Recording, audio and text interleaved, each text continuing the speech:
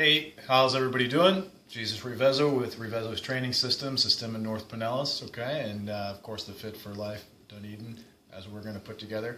And that kind of will be part of it today. We're going to do something a lot different. In one of the recent emails that I sent out, I told you about the classic with a twist recipe, which was chocolate chip nut cookies. And today we're here in our team member Heather's kitchen, and she's going to show us how she put these together. So, with that being, I'm going to take the camera, and we're going to flip it over to Miss Heather. Hi everybody, I'm Heather, and I'm here to demonstrate the chocolate chip nut cookie recipe. And you've seen it from the previous email, so you have the recipe. So one of the things that are going to be the base to start it is you're going to use 1.5 cups of nuts. These can be any nuts of your choice. So for today's purposes, I combined walnuts, pecans, and sunflower seeds because I really like those. But you could use all one kind of nut or something different or a whole bunch of different nuts. It's important to get unsalted nuts because you add a little salt to the recipe later. And if you can get raw nuts too, that would be even better. So I'm going to put these into my food processor because you want to pulse them up, pulverize them a bit.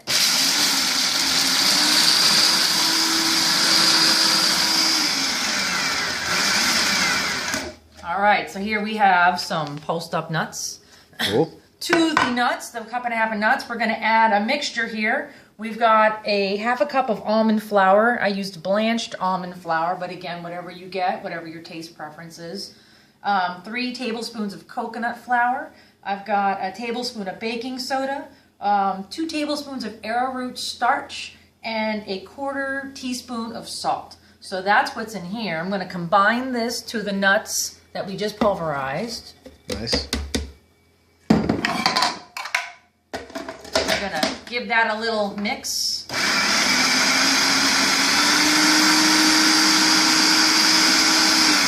Woo! All right, so here we have, it kind of looks like a crumbly mixture. And so the next thing we're going to do is we're going to add our wet ingredients to this. And what I like to do is I like to have it kind of pulsing while I add it.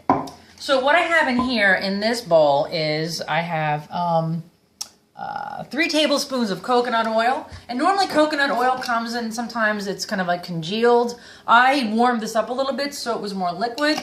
I haven't tried it with the congealed form. That's up to you and your choice. Play around with it. And then also 1/4 cup of raw honey, and that's this product here. The recipe says you can add a little bit more if you like them sweeter. I tested it out with 1/4 cup and it was plenty sweet. So I'm going to actually turn this on right now, and I'm going to add those 2 ingredients.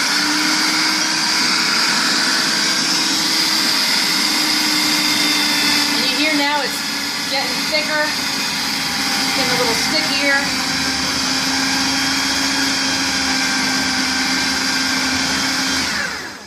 And we're going to add 1 egg.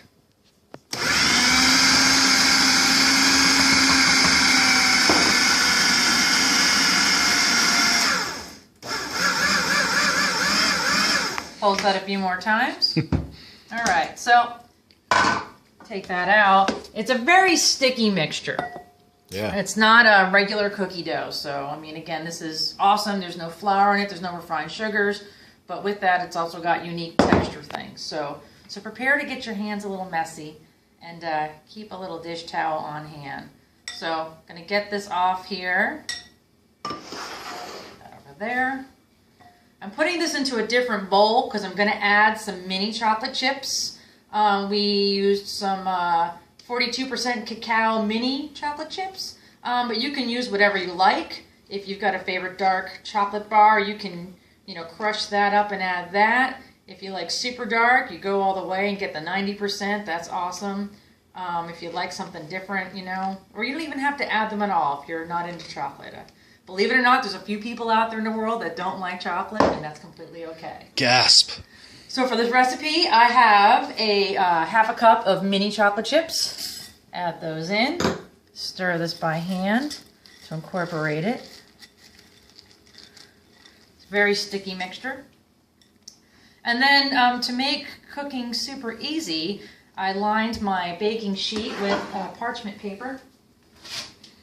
You get this at your local grocery store. And it's great because it prevents things from sticking to the pan, but also makes for easy cleanup. And my tablespoon.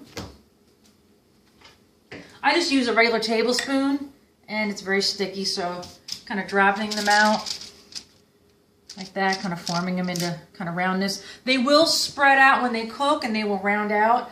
They will spread out quite a bit, so you want to make sure that you're giving them plenty of room to grow. You're going to put this in the oven about 350 degrees, and it says about 11 minutes, but I recommend check it after about 8 minutes. You might want to turn the pan. Everyone's oven heats differently depending the type of oven you have, so keep an eye on it because they can go from really good to burnt real quick. So you're going to put those in the oven, and ta-da! We got a finished product that looks like that. Very nice. So that's your recipe for chocolate chip nut cookies. It's very delicious. I encourage you to try it. All right. Thank you. Thank you.